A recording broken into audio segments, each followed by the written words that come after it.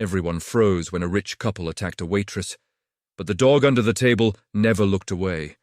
That's when everything changed. Nobody noticed the dog at first. That's the detail everyone misses when they tell this story. They talk about the shouting, they talk about the shove, they talk about the rich couple. But almost no one talks about the dog. Because the dog didn't bark, didn't move, didn't react the way people expect danger to look. And that's exactly why what happened next felt so terrifying.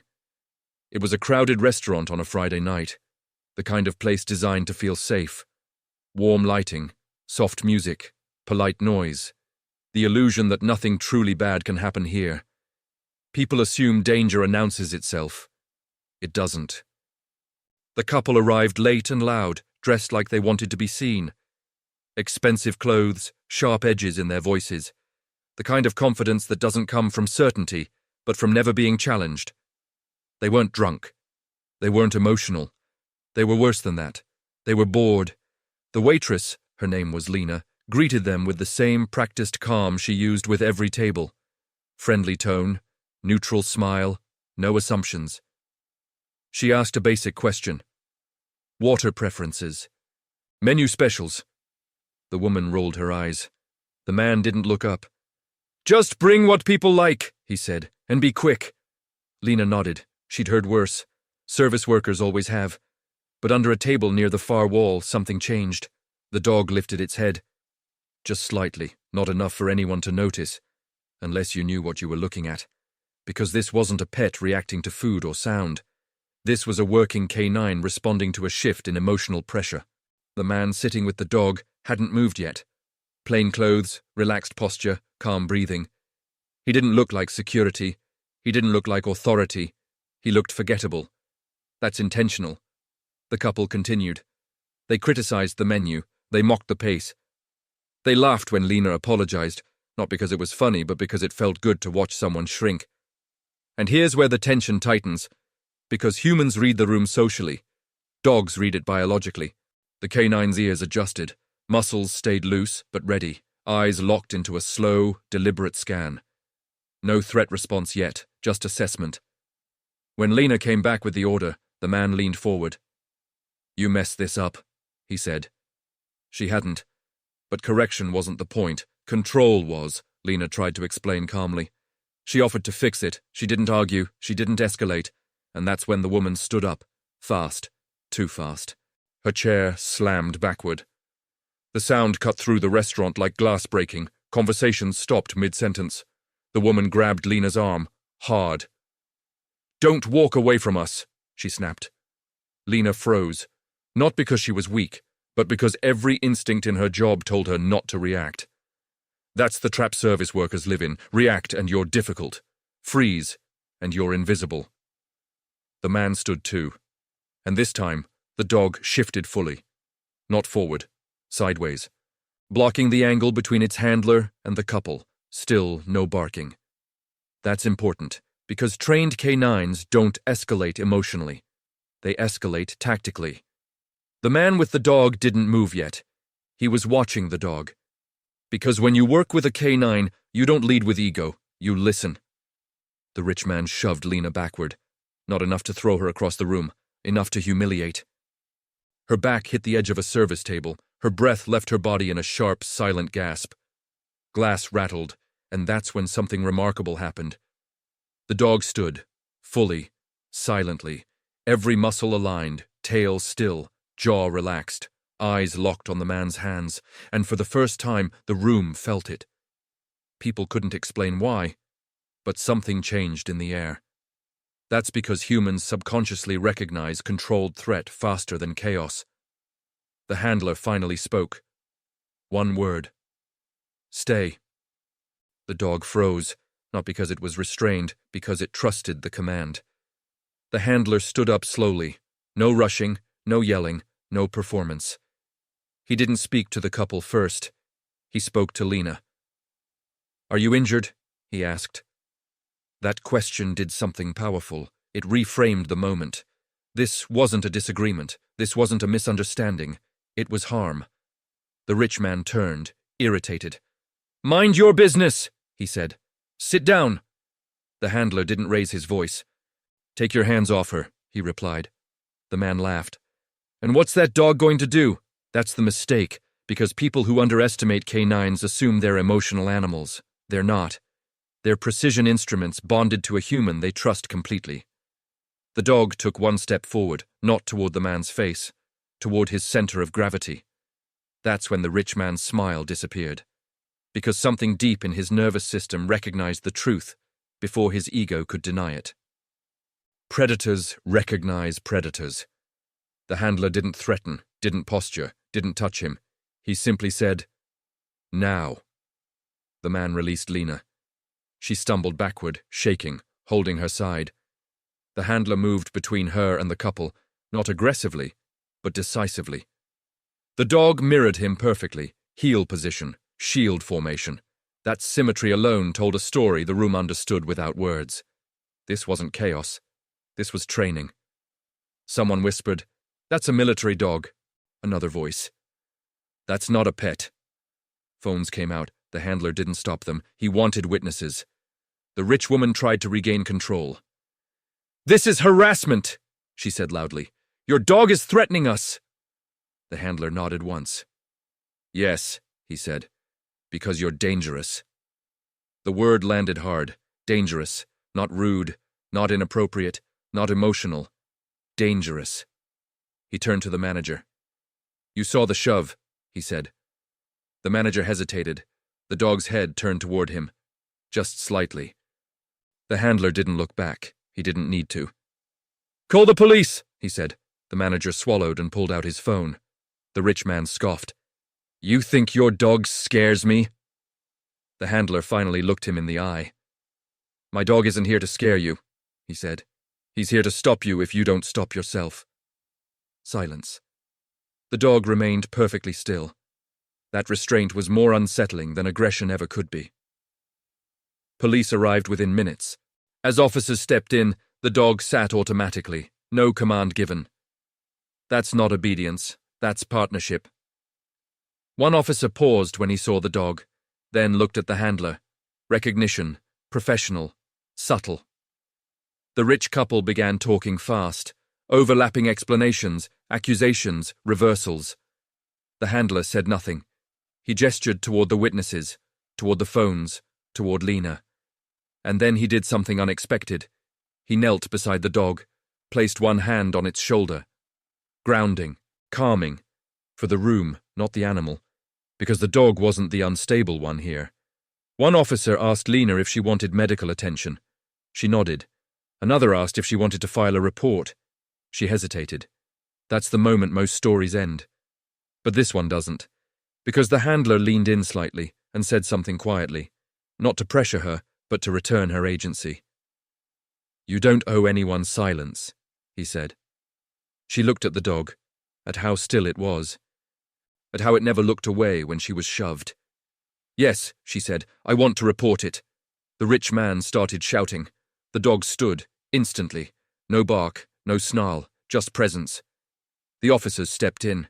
Handcuffs clicked, and for the first time all night, the rich couple looked small. As they were led out, the dog watched them until the door closed. Then, and only then, it relaxed. The handler thanked the witnesses, paid his bill. Before leaving, Lena asked him one question. "How did your dog know?" The handler smiled. "He didn't," he said. "He trusted me to decide when knowing was enough." He paused. "And I trusted him to act if I was wrong." They walked out together. No applause, no speech, just discipline, instinct, and a room that learned something it wouldn't forget. That danger isn't always loud, and protection doesn't always look dramatic. Sometimes it looks like a dog under a table, waiting until it's time. Before we start, quick truth check. This is a dramatized story built around real, documented human behaviors. How crowds freeze, how workplace violence shows up, and what trained K9 teams actually do. The psychology and K9 facts are real. The characters are a composite. Now picture it, Friday night, a packed restaurant, warm lights, clinking glasses, people talking over each other like nothing bad can happen in a place that smells like garlic bread. And at first, nothing looks dangerous. Until you see the couple. They walk in like they paid for the air. Designer outfits, expensive watch, that expression that says, "You're lucky we're here." They're seated near the center, perfect viewing angle for the whole room, which matters because people like this don't just eat dinner, they perform. Our waitress, let's call her Lena, approaches with water. She's calm, professional, moving fast. You can tell she's done this 1,000 times. "Sparkling or still?" The man doesn't look up. "Just bring what normal people drink." The woman smirks, like she's been waiting for that line all day. Lena keeps the smile. She's learned the rule. Don't feed the ego. Get the order. Move on. But in the back corner, someone notices something most people miss, not the couple, not Lena. A dog. Under a booth. Tight posture. Ears slightly forward. Not begging. Not sniffing.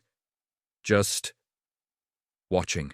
Next to the dog sits a man who blends into the background. Plain dark shirt, calm posture, no flashy energy. The kind of person you'd forget 5 minutes after seeing him. But the dog doesn't forget anything. And here's the first curiosity loop. Why would a dog be that focused in a restaurant when there's food everywhere? Because it's not a pet. It's a working K9. Now, in real life, military working dogs are trained for jobs like patrol, explosive detection, drug detection, and specialized missions.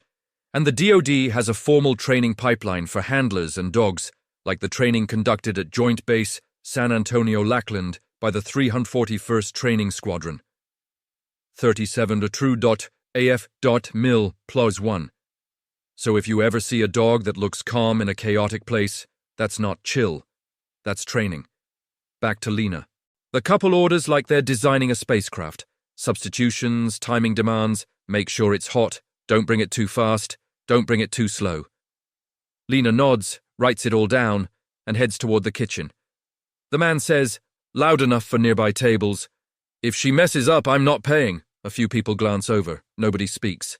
And that silence is where these situations live, because there's a real phenomenon where people hesitate to help in public emergencies when other people are present. Responsibility spreads out across the crowd. Social psychologists Darley and Latané famously studied this diffusion of responsibility in emergency helping behavior. PubMed plus 1. In plain English, everyone assumes someone else will do something, and that's exactly what the rich couple is counting on. Lena returns with bread. The woman doesn't say thank you. She pokes the bread like it insulted her. "This looks cheap," Lena says. "I can bring a different—" "No," the man interrupts. "You can bring competence." He laughs at his own line. The woman laughs too, sharp, rehearsed. Lena's smile tightens. She doesn't argue, she turns to leave. And that's when the woman stands up suddenly, chair scraping hard across the floor. "Don't walk away from me." Heads turn. Forks stop. The woman grabs Lena's wrist. Not dramatic, not cinematic. Worse. Casual. Ownership. Lena freezes. Her voice is soft, careful. "Please let go." The woman squeezes harder, and under the booth in the corner, the dog's head lifts. Not fast, not panicked, measured. The handler, still seated, doesn't look at the couple yet. He watches the dog's posture like a dashboard light just flickered on. Because that's what real K9 partnership looks like. You don't just command the dog, you read the dog. The man at the center stands up now too, stepping closer, chest out. "Problem," he says, smiling like he hopes there is. Lena tries to pull her wrist back. The woman yanks her forward. Lena stumbles, one step too close to a service table, and the man shoves, not a movie throw. A humiliating, controlling slam that pins Lena's hands against the edge of the table. Plates rattle, a glass tips and spills. Lena's face changes instantly, shock first, then pain. The restaurant goes quiet in that uniquely horrifying way where you can hear the air conditioner kick on. And the crowd does what crowds often do. They lock up. They're not evil. They're uncertain. They're calculating risk. That's the decision chain bystanders run through. Is this real? Is it my job? Will I be hurt? Will I look stupid? A process described in classic bystander intervention models. Science Direct plus 1. Now, here comes the twist that changes the entire tone. The dog stands. Perfectly. No bark, no growl, no dramatic leap, just a quiet rise, like a door locking. The handler finally speaks. One word. Stay. The dog freezes again, still no noise. And somehow that silence is what makes people nervous, because loud aggression is messy, controlled restraint is intentional. The handler stands up slowly and walks toward Lena, not rushing, not posturing, not trying to be a hero. He stops a few feet away and speaks to Lena first, not the couple. Ma'am, he says, calm, are you hurt? That question snaps the room into clarity, not what's going on, not can we calm down? Hurt. It labels the moment correctly. The rich man turns, annoyed that his little performance got interrupted. Sit down, he says. Mind your business. The handler finally looks at him, and his face is calm in a way that isn't friendly. Take your hands off her. The rich man smirks. Or what? You'll sick your dog on me? The handler doesn't react to the bait. My dog isn't here to scare you, he says. He's here to stop you if you don't stop yourself. That line lands hard because it's not a threat, it's a boundary. The rich woman tries to flip the narrative fast, because people like this are practiced. He threatened us, she says loudly. That dog is aggressive. The handler turns his head slightly, still calm. My dog hasn't moved toward you, he says. You moved toward her. And here's where the story does something smart for retention. It delays the big reveal. Because everyone watching is thinking the same thing. Who is this guy? Why does he have a working dog? And why is he so confident? The handler doesn't answer yet. He points at Lena's hands on the table. Step back, he tells the rich man. The rich man doesn't. He squeezes Lena's shoulder, harder, like he wants the whole room to see he's still in control. And then the dog takes one step. Not toward the man's face, toward his hips, toward his balance. Anyone who's worked around trained dogs knows positioning matters. A trained dog isn't angry. It's aligning to control movement. The rich man flinches for the first time. Because ego isn't in charge anymore. Biology is. The handler's voice stays level. Now. The rich man finally releases Lena like she's something unpleasant on his hand. Lena stumbles back, holding her side, trying not to cry in front of everyone. The handler steps between Lena and the couple. The dog mirrors him, tight to heel, shield formation. Again, no barking. Phones come out. And the handler does something that flips the room again. Please keep recording, he says. Pattern break. Nobody expects that. Most people who are bluffing don't want cameras. The manager finally rushes over, pale, hands out like he's trying to calm a wildfire. Sir, please, let's not escalate. The handler turns to him. You just watched an assault, he says. Call 911. The manager hesitates. That hesitation is loud, and that hesitation tells everyone something ugly. This place is more afraid of losing a wealthy customer than protecting a worker, which isn't rare. Workplace violence prevention agencies like NIOSH and OSHA emphasize risk factors and the need for prevention programs because workplace violence is a real occupational issue across sectors. CDC +1, the rich woman snaps, We spend thousands here. The handler nods once, then you can afford the consequences. The manager finally pulls out his phone. The rich man points at the dog. You're threatening us with an animal. The handler answers without heat. You threatened her with your hands. And that's a brutal line, because it forces the room to compare two realities, a trained dog under command versus a grown adult putting hands on a worker. Police arrive. 2 officers walk in, scanning quickly. The room is full of cameras now, people standing, whispering, pointing. The rich man rushes in first, speaking fast, trying to hijack the narrative. Officers. Thank God. This man brought a dangerous dog in here and threatened us. The handler doesn't argue. He does the opposite. He gives structure. Officer, he says, calm. Multiple witnesses have video of that man slamming the waitress onto the service table. She wants medical attention. She wants a report. That sentence matters. It's clear. It's specific. It helps the officers act. Lena is shaking. One officer kneels next to her and asks if she can breathe, and now comes a twist that hits emotionally, not just plot-wise. Lena says quietly, I thought nobody was going to help. That line is the entire bystander effect in one sentence, and the handler looks at her and says something that feels simple but lands heavy. I almost didn't. She looks up, confused. He doesn't explain yet, because the story is still building. The rich woman tries a new angle, intimidation. Do you know who we are? She says. The handler nods once. Yes. The rich man's eyes narrow. Then you know you're making a mistake. The handler pauses, just a beat. And then he says, no, you are. And now the story finally reveals why he's so steady. He reaches into his wallet, not fast, not dramatic, and shows the nearest officer an ID. The officer's posture shifts instantly. Not fear, recognition. The officer says, yes, sir. The rich couple's faces change, confusion first, then worry. Because they realize this isn't a random guy with a dog. This is someone with credibility inside the system they're trying to weaponize. The handler turns back to Lena. Do you want to press charges? He asks quietly, so she doesn't feel like she's being put on stage. Lena hesitates, and that hesitation is real. People fear retaliation. They fear being blamed. They fear getting fired. They fear being told it wasn't that bad. Workplace violence and harassment are often underreported for exactly those reasons. Fear, stigma, and lack of support structures are common themes in prevention guidance and research discussions. CDC +1. The handler leans in slightly. You don't owe anyone silence, he says. Lena swallows. Yes, she whispers, I do. And the rich man explodes. This is insane! She was disrespectful! A teenager near the window raises his phone. I recorded the whole thing. Another person. Me too. Then a third. I'll be a witness. And here's the psychology payoff. Once one person steps up, others follow. Calling for witnesses directly breaks the someone else will do it paralysis. Exactly the kind of dynamic these models describe.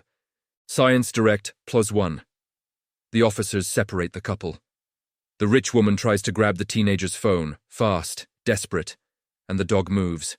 Not lunging, blocking, a living wall between her hand and that phone. The woman freezes mid-reach. Her eyes flick to the handler, like she's asking permission to exist. The handler says one quiet word.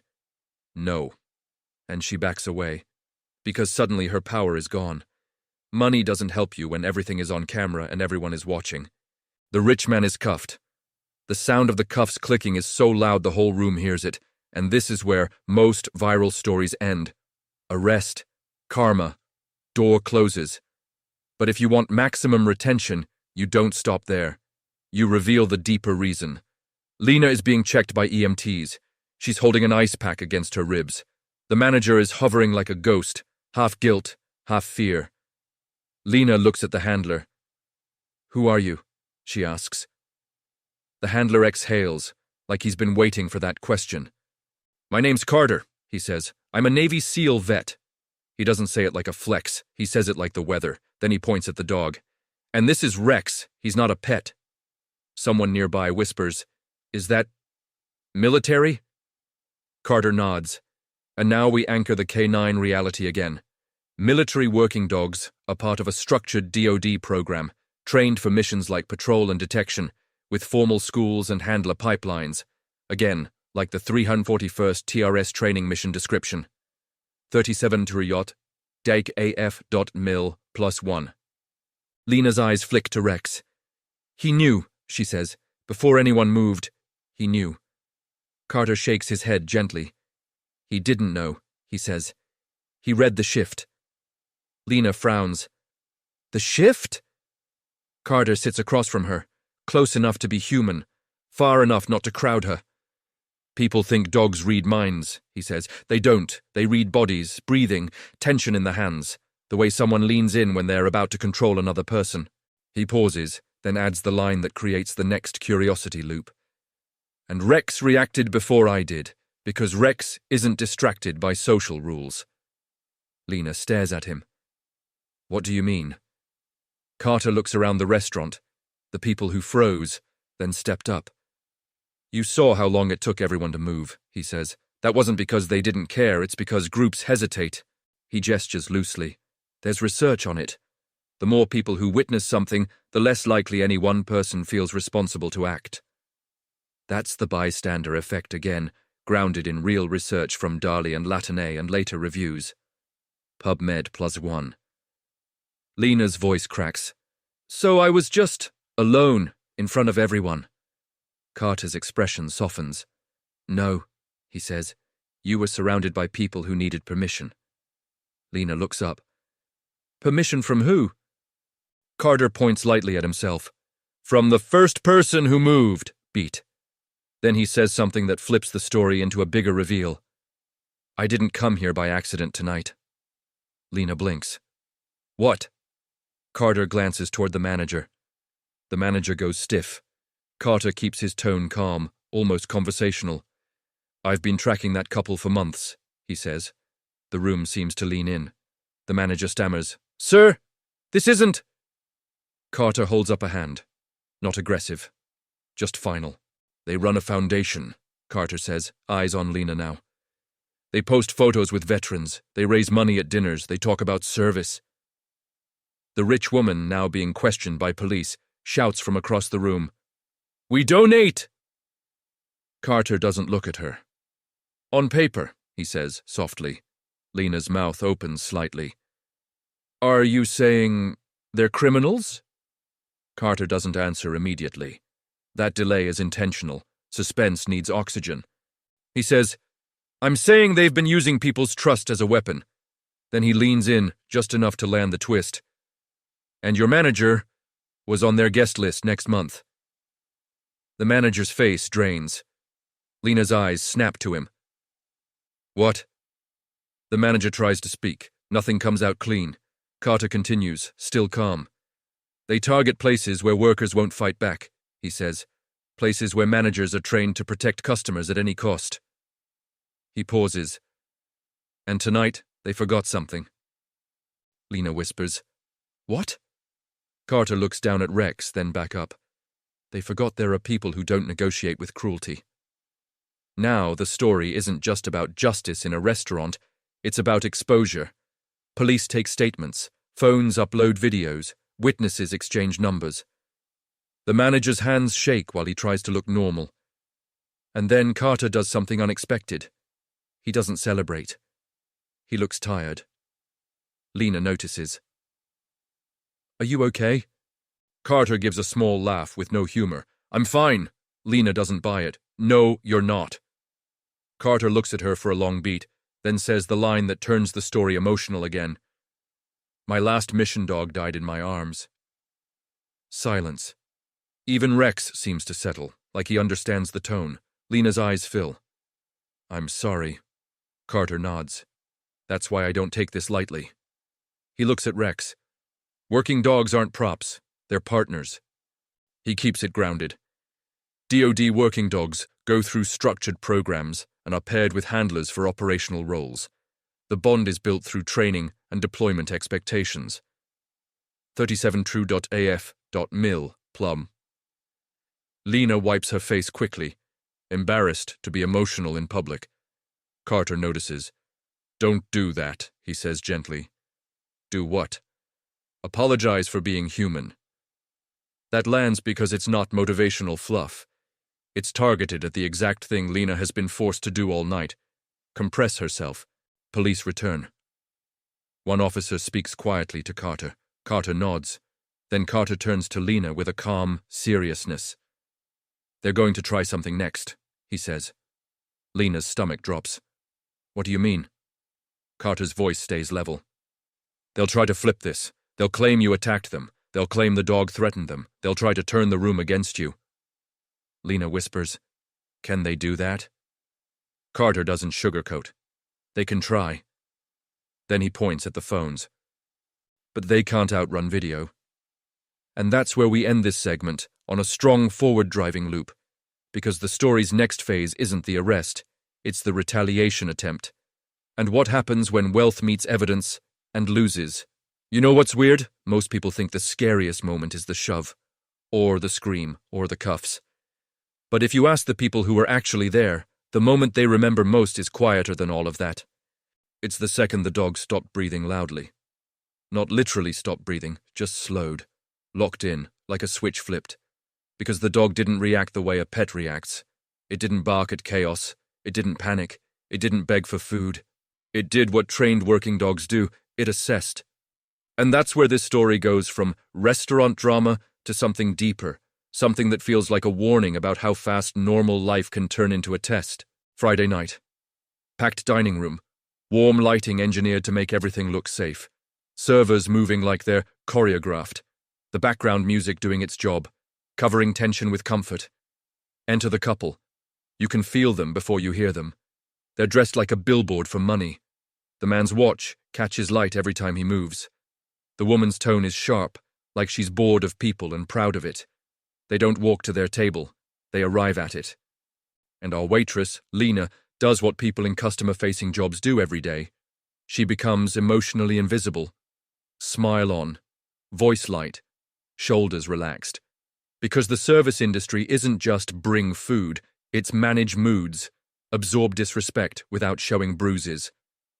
And workplace violence isn't just an office thing or a street thing. OSHA defines workplace violence broadly as any act or threat of physical violence, harassment, intimidation, or other threatening behavior at the worksite, ranging from verbal abuse to physical assaults. SST Administração Plus 1. So when Lena asks, sparkling or still, and the man answers, bring what normal people drink, she doesn't clap back. She nods. Because she's learned the math. A confrontation can cost tips, hours, or the job. Especially if management protects customers at any cost. The couple orders like they're testing her. Endless substitutions, special requests, timing demands that contradict each other. And each time Lena confirms, the woman smirks like she's collecting points. But in the back corner, under a booth, there's a dog. Not begging, not sniffing, not distracted. Still. And next to the dog sits a man who looks forgettable on purpose. Plain dark shirt, no loud accessories, calm posture that doesn't ask for attention. You'd never guess what he is by looking. That's the trick. The people who perform power don't recognize the people who have it. Lena returns with bread. The woman pokes it like it offended her. The man says louder now, "If you mess this up, I'm not paying." A few heads turn, a few eyes drop. Nobody speaks. Then silence isn't random. It's the classic group freeze pattern. When something is unfolding in public, people hesitate, partly because they're watching each other for cues. Research on the bystander effect began with Dali and Latani's work, and later reviews show a consistent pattern. The presence of others can reduce helping behavior because responsibility diffuses across the group. PMC plus 1. In other words, the bigger the crowd, the easier it is for cruelty to hide in plain sight. Now here's the first twist. Small, but it changes the physics of the room. When the woman stands up abruptly, scraping her chair hard against the floor, the dog lifts its head. Not in excitement, in calculation. The woman steps into Lena's space and grabs Lena's wrist, hard, not dramatic, not theatrical, casual ownership. Lena freezes. "Please let go," she says softly. The woman squeezes tighter, and the man stands too, stepping closer like he wants the whole room to watch. That's when the dog rises, fully, silent as a lock clicking. The handler doesn't jump in yet. He watches the dog's posture like a pilot watching instruments. Because in real K9 teams, the dog isn't a prop. It's a partner trained for specific tasks. The DoD's military working dog program trains dogs and handlers for patrol, drug and explosive detection, and specialized missions with formal training conducted by units like the 341st Training Squadron. 37.AF Mil Pline 1. The rich man shoves Lena backward, not a movie toss. Worse, a humiliating slam that pins her hands against the edge of a service table. Plates rattle, a glass tips. The room goes quiet in that terrifying way where you can hear a fork hit a plate from 10 feet away. Lena's breath catches. Her eyes go wide, pain and shock collide. And the crowd does what crowds do. They become furniture. Not because they approve, because their brains are stuck in that, is this real, is it my role, will someone else act? Loop. Second twist. This is where the tone shifts. The handler finally speaks one word, low and controlled. Stay. The dog freezes, not because it's scared, but because it trusts him. Then the handler stands and walks forward calmly. No rushing, no yelling, no performance. He doesn't address the couple first. He addresses Lena. Ma'am, he says, steady. Are you hurt? That question does something powerful. It names the reality, not what's going on, not let's calm down, it's hurt. And when the room hears that word, the moment becomes undeniable. The rich man turns, annoyed that someone interrupted his show. Sit down. Mind your business. The handler looks at him, calm in a way that isn't friendly. Take your hands off her. The rich man laughs like it's cute. Or what? You'll sick your dog on me? The handler doesn't take the bait. My dog isn't here to scare you, he says. He's here to stop you if you don't stop yourself. That lands because it's not a threat. It's a boundary. Third twist. Power flip. The woman tries to hijack the narrative fast. That dog is aggressive. He's threatening us. The handler's face doesn't change. My dog hasn't moved toward you, he says. You move toward her. Then he does something that makes phones come out faster. Please keep recording. People who are bluffing hate cameras. People who want truth love evidence. The manager finally rushes over, pale, hands out like he's trying to contain a spill. Sir, please. The handler cuts through him with a sentence that hits like a report. You just watched an assault. Call 911. Workplace violence is not rare, and in the US, fatalities due to violent acts are tracked at the federal level. In 2023, BLS data reported 740 workplace fatalities due to violent acts. OSHA cites these CFOI numbers in its overview. SST Administration +1. The manager hesitates, and that hesitation is louder than the couple's insults. It tells everyone the same ugly truth. This place is trained to protect customers, not workers. Fourth twist, first crack in the crowd. A teenager near the window lifts his phone and starts recording openly, not hiding it. A woman at the bar stands up, eyes narrowed. I saw that, she says, loud enough for the room to hear. The crowd is beginning to shift from spectator to witness, and that matters because bystander research shows that direct clarity and social cues can flip inaction into action. PMC +1. The rich man finally releases Lena like she's something dirty he wants off his hands. Lena stumbles back, holding her ribs, trying not to cry in front of strangers. The handler steps between her and the couple. The dog mirrors him at heel, tight, precise, like a moving wall. Police arrive within minutes. 2 officers enter, scanning. The rich man rushes toward them immediately, talking fast, trying to control the first narrative. Thank God, this lunatic threatened us with his dog. The handler doesn't argue. He provides structure. Officer, he says calmly, multiple witnesses have video of him pinning the waitress against a table. She wants medical attention. She wants a report. That sentence is surgical, clear, specific, actionable. 1 officer kneels beside Lena. Can you breathe okay? Lena nods, shaking. Then comes the 5th twist, something most people don't expect in these stories. Lena whispers, I thought nobody was going to help. The handler looks at her and says quietly, I almost didn't. Lena blinks. What? He doesn't explain yet. He lets that line sit in the air like a cliffhanger, because he knows something the room doesn't know, and now the viewer is chasing it too.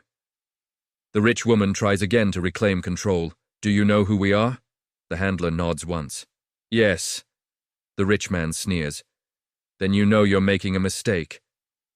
The handler pauses. No, he says. You are. 1 officer steps slightly closer to the handler, voice different now, more respectful. Sir, the couple notices the shift and their confidence changes shape. It becomes louder, sharper, desperate. 6th twist. Retaliation begins immediately. The woman points at Lena. She grabbed me first. The rich man adds, and that dog advanced on us. And this is a real-world pattern. When people realize consequences are coming, they try to reverse victim and offender. The handler doesn't debate. He asks a question. What did she do that justified you putting hands on her? Silence. Because there's no good answer. The teenager steps forward, phone raised. I got the whole thing. The officer asks for the video. The rich woman's eyes widen, then she lunges for the teen's phone, and the dog moves. Not lunging at her. Not attacking. Just stepping into the lane, blocking her path like a living barrier. The woman freezes mid-reach. The handler says one quiet word. No. And she backs away. Seventh twist. Charges become real. The officers separate the couple. The rich man is cuffed. That metallic click echoes in the room like punctuation. The restaurant exhales, finally. But the story doesn't end at the cuffs because maximum retention isn't just bad guy punished, it's system exposed. Lena sits with an ice pack now. The EMT checks her ribs. The manager hovers, sweating, trying to look concerned without admitting he failed. Lena looks up at the handler. Who are you? The handler exhales, like he's been waiting for that question. My name's Carter, he says. I served with Naval Special Warfare. He doesn't say it like a flex. He says it like a fact. Naval Special Warfare Command's mission includes recruiting, organizing, training, equipping, sustaining, and deploying forces to accomplish special warfare missions assigned by USACOM or combatant commanders. Marinha de Nes dos Horn. +1. Lena looks at the dog. And him? Carter glances down. Rex, he's a working dog.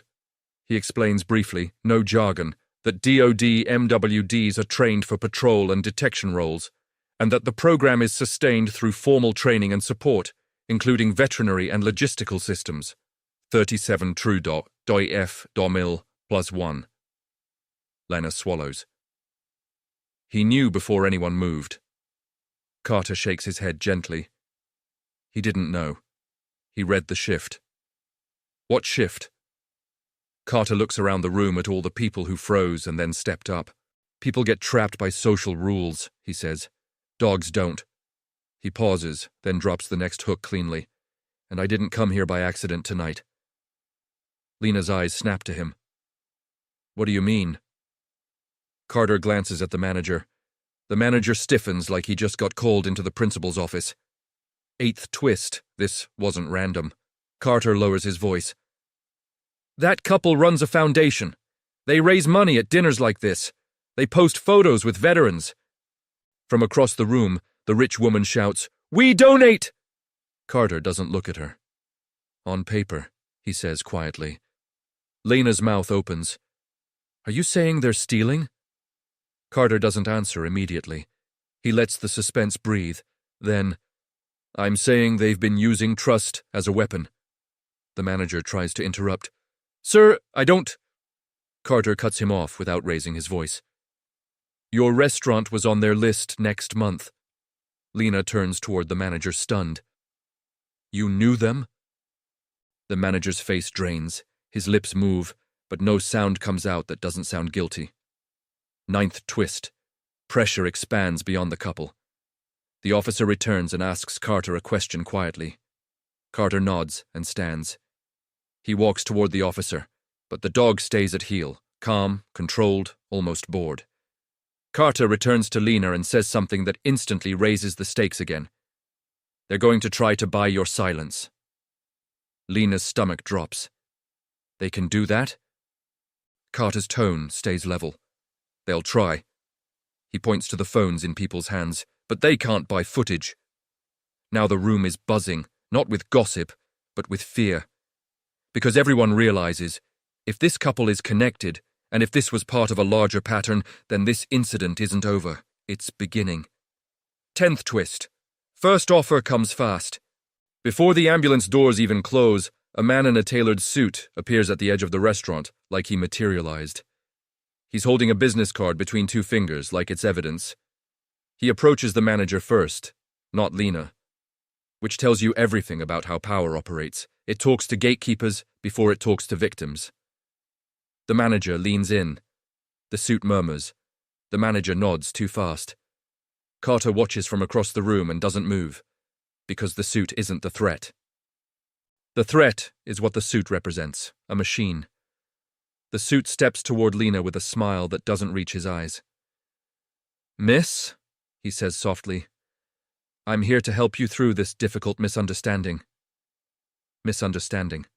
That word is a weapon, because it tries to shrink a violent act into a social mix-up. Lena grips the ice pack tighter. It wasn't a misunderstanding. The suit nods sympathetically. Of course, and we respect that. We just want to make sure you're cared for. He slides the card closer. We can cover medical costs, lost wages, a little extra for the inconvenience. Carter speaks for the first time since the suit arrived. Say it out loud, Carter says. The suit turns, polite. Excuse me? Carter's voice stays calm. Say you're offering money in exchange for her silence. The suit's smile freezes. Because Carter just did something critical for retention and reality. He forced the manipulation into daylight. 11th twist. Lena becomes the decision point. Lena looks between Carter and the suit. Her breathing gets shallow. This is where a lot of people in real life fold, because they're tired, scared, injured, and bills are real. Carter doesn't pressure her. He gives her control. You decide, he says, but decide with your eyes open. The suit tries to regain momentum. There's no silence being requested. We simply want to resolve this privately. Carter nods once. Privately means without consequences. The suit's jaw tightens. Who are you exactly? Carter answers without heat. Someone who hates seeing predators shop for victims. The suit turns away, irritated now, and leans toward the manager again, trying to make the gatekeeper do the dirty work. And that's when the crowd surprises everyone. 12th twist. Crowd flips again. The teenage kid steps forward and says loudly, I already uploaded it. Silence. The suit's head snaps toward him. Uploaded where? The teen shrugs. Everywhere. The suit's expression changes for the first time, real fear. Because money can negotiate in private rooms, but it can't negotiate with the internet once a video spreads. The manager stammers. You posted it? The teen nods. I'm not letting them erase this. Carter looks at the teen, then at the room. Who else recorded? Carter asks. A woman raises her phone. Me. Another voice. I did. Now the suit isn't managing one problem, he's managing a swarm. 13th twist. Carter reveals why this matters. Carter turns to Lena, voice low but clear. This couple didn't pick you by accident. Lena frowns. What do you mean? Carter nods toward the manager. They pick places where management is trained to protect customers, where staff is replaceable. He pauses. And they pick people they think won't fight back. Lena's eyes well. She whispers, I didn't fight back. Carter shakes his head. You survived long enough for help to arrive. That's fighting. Then he drops the line that connects the entire story into one theme. They rely on the bystander effect. And the bystander effect isn't just theory. Research reviews summarize decades of findings that people are less likely to help when others are present, partly due to diffused responsibility and social influence. PMC Por 1, Carter's voice hardens slightly. Tonight, the room broke the spell. 14th twist. Police escalate the investigation. An officer walks back in with a different posture now, more formal. He speaks to Carter quietly. Carter nods. Then Carter looks at Lena. They're requesting your statement tonight, he says. Not tomorrow. Lena's face tightens. Why tonight? Carter answers. Because if there's a pattern, they'll move fast to bury it. The suit hears that and steps forward. My clients have rights. The officer cuts him off. So does she. The suit's smile disappears completely. 15th twist. Rex breaks character for 1 second. As Lena begins her statement, her voice shakes. Her hands tremble. She looks down, embarrassed. And Rex, who has been perfectly controlled this entire time, does something tiny and human. He leans his head gently against Lena's knee. Not commanded, not dramatic, just contact. Lena freezes, then exhales like she's been holding air for an hour. Carter notices and doesn't correct it, because that's the thing people don't understand about working dogs. They're trained, yes, but they're also bonded.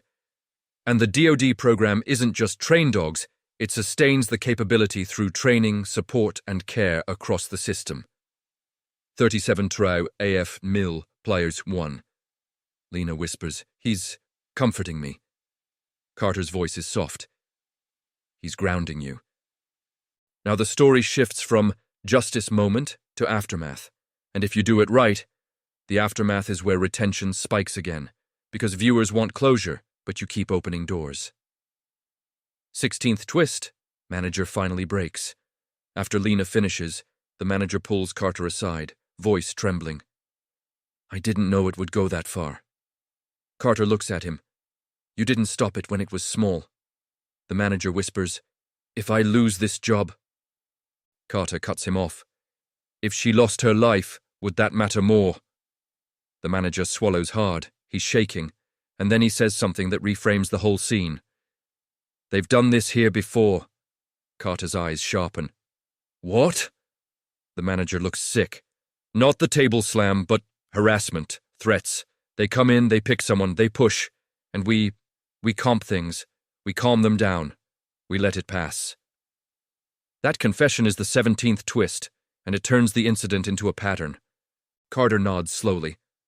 "Names," he says. The manager hesitates. Carter's tone is flat. "You either help fix it, or you help hide it." The manager whispers, "I'll help."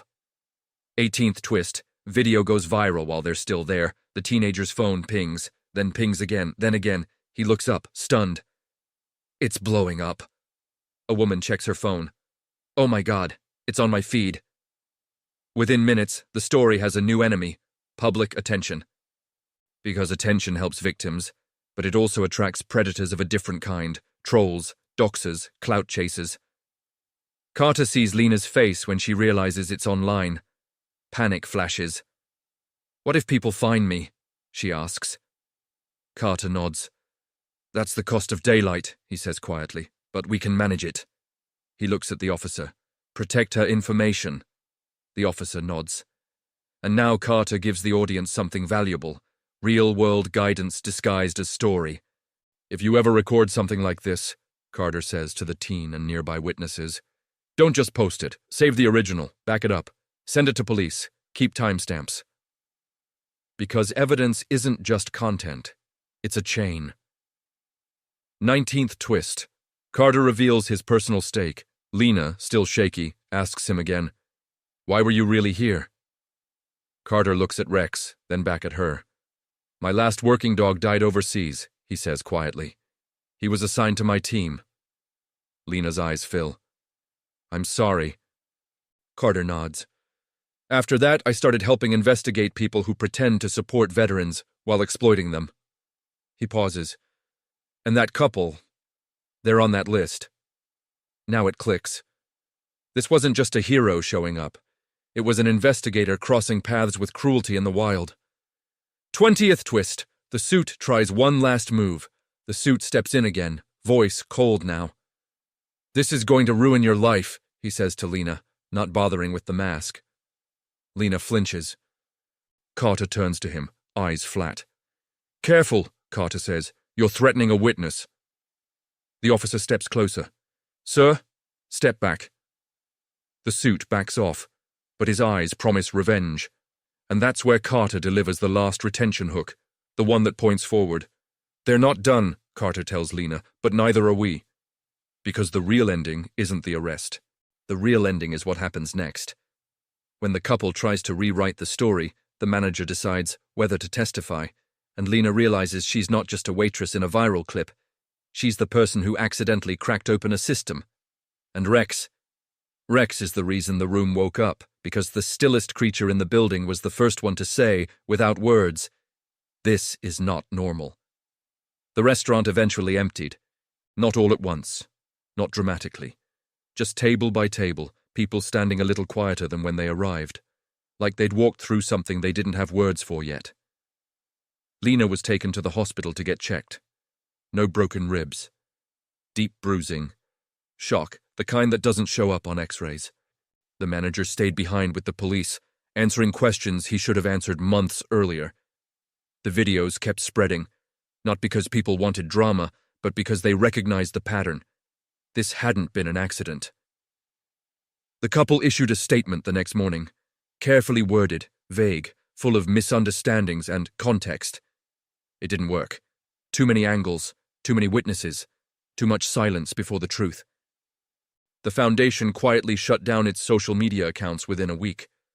Investigators didn't need Carter's name in the headlines. They already had what they needed: evidence, patterns, cooperation that only appears once fear changes sides. Lena took time off, not because she was weak, but because healing requires space. She was offered legal support, counseling, and something she hadn't expected at all: messages from strangers saying, "I saw myself in you."